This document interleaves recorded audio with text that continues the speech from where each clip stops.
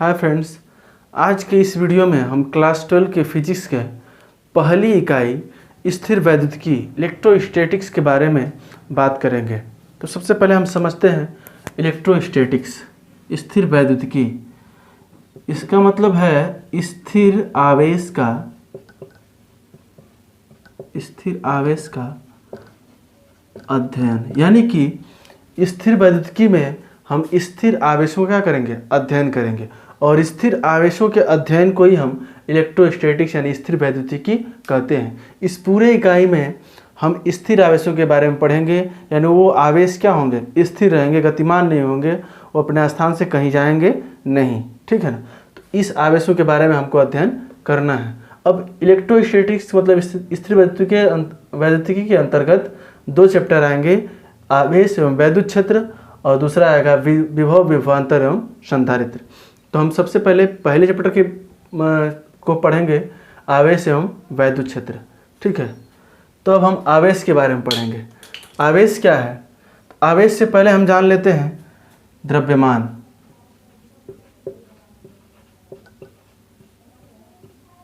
द्रव्यमान क्या है? द्रव्यमान के कारण हम किसी खास चीज़ का अनुभव करते हैं, और वो है पृथ्वी द्वारा गुरुत्वाकर्षण बल। जब किसी भी वस्तु में द्रव्यमान होता है तो पृथ्वी उस पर क्या लगाती है, गुरुत्वाकर्षण बल लगाती है। वो वस्तु एक खास बल का अनुभव करता है और उसमें एक क्षेत्र उत्पन्न होता है जिसको बोलते हैं गुरुत्वीय क्षेत्र। यानी इस द्रव्यमान के द्वारा क्या हम अनुभव करते हैं, गुरुत्वाकर्षण बल और गुरुत्वीय क्षेत्र। तो किसी भी वस्तु में द्रव्यमान होता है, वो पृथ्वी भी है, पृथ्वी के पास क्या द्रव्यमान है, उसके द्वारा उसके ऊपर किसी वस्तु द्वारा गुरुत्वाकर्षण बल लगता है। यानी प्रत्येक वस्तुओं में जिसके पास द्रव्यमान होता है उसके द्वारा क्या लगता है, गुरुत्वाकर्षण बल लगता है, और गुरुत्वीय क्षेत्र उत्पन्न होता है जिसका हम अनुभव करते हैं। तो मतलब ये द्रव्यमान का क्या होता है, भौतिक गुणधर्म होता है जिसके द्वारा हम इस बल का अनुभव करते हैं। उसी तरह से आवेश भी किसी वस्तु का वह गुणधर्म होता है जिससे वह विद्युत एवं चुंबकीय क्षेत्र क्या करता है, उत्पन्न करता है, ठीक है। द्रव्यमान के द्वारा गुरुत्वाकर्षण बल और गुरुत्वीय क्षेत्र उत्पन्न होता है। उसी तरह से आवेश के द्वारा विद्युत एवं चुंबकीय क्षेत्र उत्पन्न होता है जिसके प्रभावों को हम क्या करते हैं, अनुभव करते हैं, ठीक है। तो हम आशा करते हैं आवेश हमको समझ में आ गया होगा। तो ये आवेश की स्टैंडर्ड परिभाषा थी। अब हम बात करेंगे आवेश की संकल्पना। आवेश की संकल्पना किस आधार पर दी जाती है, ठीक है। चलिए हम बात करते हैं सोडियम की। सोडियम का परमाणु क्रमांक 11। अगर इसकी इलेक्ट्रॉनिक विन्यास की बात की जाए तो इसको रख सकते हैं 2 8 1, ठीक है। और इसके प्रोटॉन कितने होंगे, ये भी 11 होंगे। तो इसमें देखने वाली बात यह है कि जो इसके अंतिम कोश में एक इलेक्ट्रॉन है।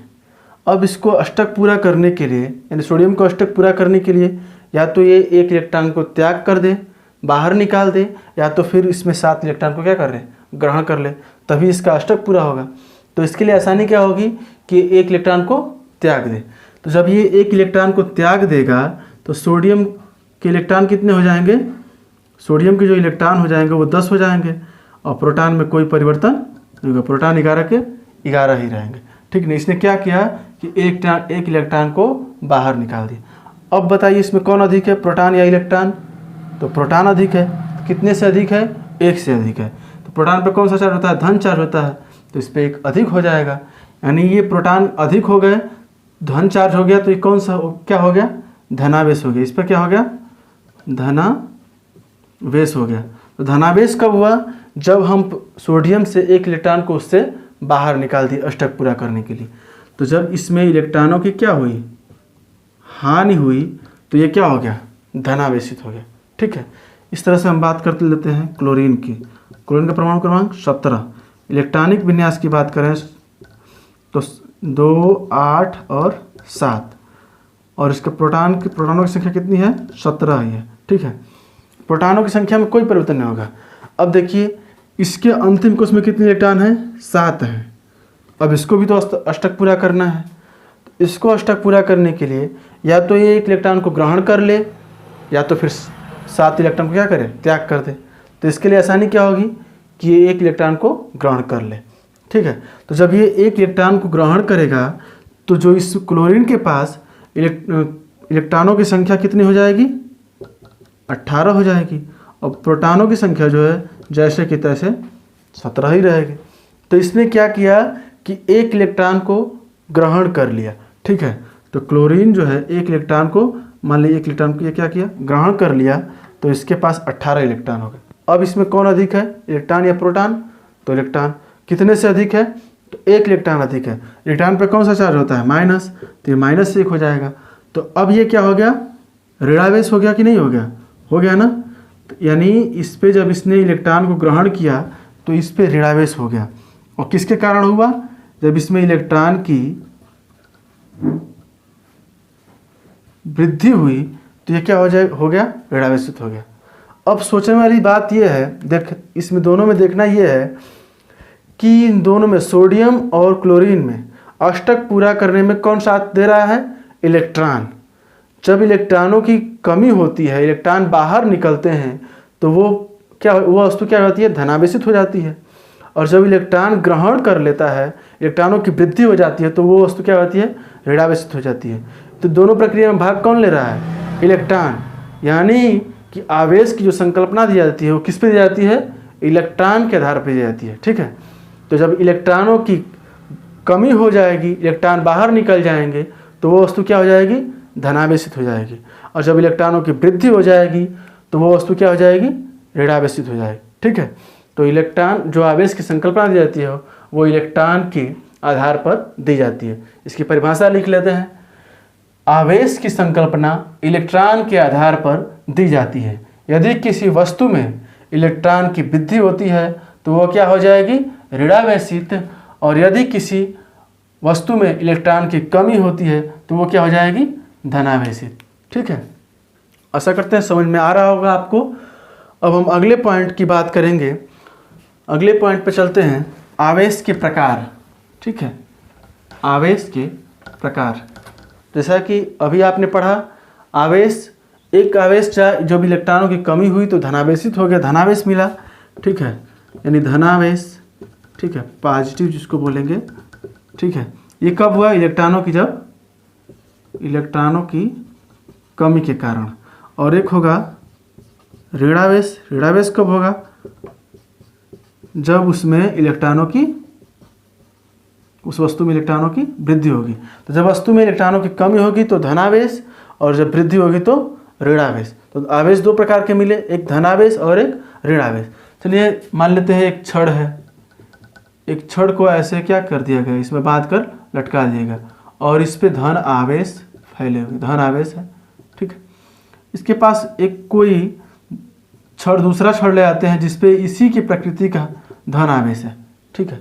तो जब इस छड़ को इस लटके हुए छड़ के पास ले आते हैं तो ये छड़ कुछ यूं घूम जाता है ऐसे, मतलब दूर भाग जाता है, ठीक है। और ये भी कुछ दूर भाग जाता है। तो ये कुछ ऐसे घूम गया, मतलब धन आवेश के पास जब धन आवेश को ले गए तो क्या हो गया, कुछ ऐसे दूर भागने लगा, ठीक है।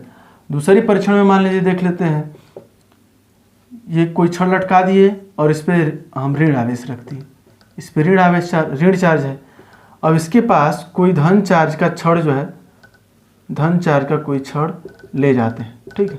तब ये क्या होता है कि यही छड़ कुछ यूं घूम जाता है, मतलब कि इसके तरफ घूम जाता है और ये भी इसके तरफ घूम जाता है। यानी दोनों क्या होना चाहते हैं, आकर्षित होना चाहते हैं, चिपकना चाहते हैं। और जब सेम प्रकृति के साथ ले गए तो क्या होगा, प्रतिकर्षित होना चाहते हैं। यानी इससे क्या पता चलता है कि जब धन आवेश के साथ धन आवेश को या ऋण आवेश के साथ ऋण आवेश को ले जाएंगे, यानी इसको क्या बोलेंगे, सजातीय आवेश को एक दूसरे के साथ करेंगे तो क्या करेंगे, उसमें क्या होगा, प्रतिकर्षण होगा, ठीक है। और अगर ऋण आवेश के धन आवेश के साथ ऋण आवेश को या ऋण आवेश के साथ धन आवेश, सॉरी सजातीय नहीं है, विजातीय आवेश, ठीक है।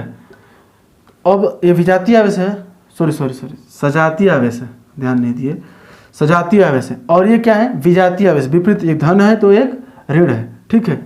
तो विजातीय आवेश के जब आवेश होंगे उसमें क्या हो रहा है, जब धन आवेश के साथ ऋण आवेश को जब ले गए थे तो उसमें क्या हो रहा था, अट्रैक्शन हो रहा था, यानी आकर्षण होगा, ठीक है। यानी कि जब समान प्रकृति के आवेश होंगे, सजातीय आवेश होंगे, तो उन आवेशों में क्या होगा, प्रतिकर्षण होता है। और जब विपरीत प्रकृति के आवेश होंगे यानी विजातीय आवेश होंगे, उसमें क्या होता है, आकर्षण होता है। ठीक है, अब अगले पॉइंट पे हम चलेंगे। चलिए अगला पॉइंट है हमारा, आवेश अचर होते हैं। आवेश क्या होता है, अचर होता है। देखिए आवेश अचर होता है।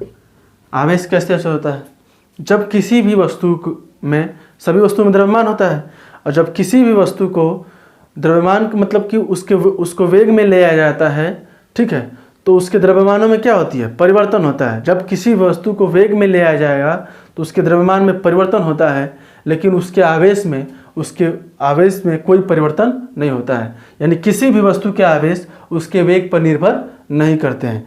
तो इसलिए कहा जाता है कि आवेश क्या होते हैं, अचर होते हैं। तो आप लिख सकते हैं कि द्रव्यमान को, किसी भी वस्तु को वेग में लाने पर द्रव्यमान में परिवर्तन होता है, जबकि उसके आवेशों में कोई परिवर्तन नहीं होता है। यानी आवेश उसके वेग पर निर्भर नहीं करते हैं, इसलिए कहा जाता है कि आवेश क्या होते हैं, अचर होते हैं। अब हम चलेंगे अगले पॉइंट पे, आवेश के मात्रक। आवेश का मात्रक, ठीक है, मात्रक की बात करेंगे तो आप 10th क्लास में पढ़ चुके होंगे कि वैद्युत धारा बराबर आवेश बटा में समय, ठीक है, पढ़े हैं। अब आवेश बराबर क्या हो जाएगा, वैद्युत धारा गुणे समय। तो अब वैद्युत धारा, अगर इसकी एसआई मात्रक की बात की जाए तो वैद्युत धारा का एसआई मात्रक क्या होता है, एम्पियर, और समय का एसआई मात्रक क्या होता है, सेकंड।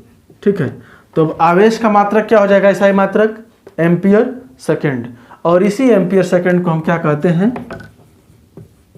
कूलाम कहते हैं। कूलाम वैज्ञानिक का नाम है, ठीक है, जिसने आवेश की खोज किया था। तो आवेश का जो है, आवेश का मात्रक क्या माना जाएगा, कूलाम। एसआई मात्रक एम्पियर सेकंड या कूलाम। इसी एम्पियर सेकंड को हम क्या कहते हैं, कूलाम कहते हैं। ठीक है, और सीजीएस पद्धति की बात की जाए, सीजीएस मात्रक की बात की जाए तो सीजीएस मात्रक में क्या होता है, स्टेट कूलाम। ठीक है, स्टेट कूलाम, और एक स्टेट कूलाम बराबर क्या होता है, एक स्टेट कूलाम बराबर 3 × 10⁹ कूलाम। ठीक है, एक कूलाम बराबर 3 × 10⁹ स्टेट कूलाम होता है। ठीक है, एक कूलाम बराबर 3 × 10⁹ स्टेट कूलाम होता है। अब हम बात करेंगे अन्य मात्रक की। अन्य मात्रक की बात करेंगे। अन्य मात्रा में जानिए, जैसे कि मान लीजिए आपको एक निश्चित बता देते हैं, जैसे माइक्रो होता है। माइक्रो क्या होता है, माइक्रो बराबर होता है -6। मिली होता है, 1 मिली जो होता है, मिली मतलब 1 मिली बराबर होता है 10⁻³ ए नैनो होता है, 1 नैनो बराबर होता है 10⁻9। पीको होता है, 1 पीको बराबर होता है 10⁻12। ठीक है, अगर बात की जाए मान लीजिए 1 माइक्रोमीटर बराबर क्या हो जाएगा, तो माइक्रो को मीटर में चेंज करना है तो 1 माइक्रो बराबर 10⁻6, तो यहाँ पे लिखेंगे 10⁻6 मीटर। ठीक, अगर बात करता है 1 नैनोमीटर की बात करता है तो 1 नैनोमीटर बराबर क्या हो जाएगा, 1 नैनो बराबर 10⁻9 मीटर। ठीक है, ग्राम में चेंज करना होगा तो 1 मिलीग्राम मान लेते हैं। 1 मिलीग्राम बराबर कितना होगा, 1 मिली बराबर कितना 10⁻3 होता है, तो 10⁻3 ग्राम। ठीक है, इसी तरह से हमको जानना है आवेश को चेंज करना होगा। तो आवेश में जैसे कि अगर बात करेंगे 1 माइक्रो कूलाम, तो 1 माइक्रो कूलाम बराबर क्या हो जाएगा, 1 माइक्रो बराबर 10⁻6 कूलाम। एक पिको कूलाम मतलब कि 10⁻ -12 कूलाम, क्योंकि 1 पिको बराबर कितना होता है, 10⁻12 होता है। ठीक है। अगर 1 नैनो कूलाम की बात की जाएगी तो 1 नैनो कूलाम बराबर 10⁻9 कूलाम। तो ये हम क्या जाने कि इसके अन्य मात्रक जो होंगे माइक्रो, पिको, नैनो, मिली, ये जो है बहुत ज़्यादा इंपॉर्टेंट है। इसमें माइक्रो हो गया, पिको हो गया, नैनो हो गया, ये ज़्यादा इंपॉर्टेंट है। ठीक है, इसको आप लोग ध्यान में रखिएगा। और इसका एसआई मात्रक एम्पियर सेकेंड, जिसका क्या कूलाम, ये पूछा जाता है। ठीक है। तो हम आज की वीडियो में इकाई फर्स्ट की स्थिर वैद्युतिकी के पहले चैप्टर आवेश और वैद्युत क्षेत्र में आवेश के बारे में जाने। आवेश की संकल्पना किस आधार पर दी जाती है, आवेश अचर होते हैं। ठीक है। और आवेश के मात्रक के बारे में जाने। ठीक है, धन्यवाद।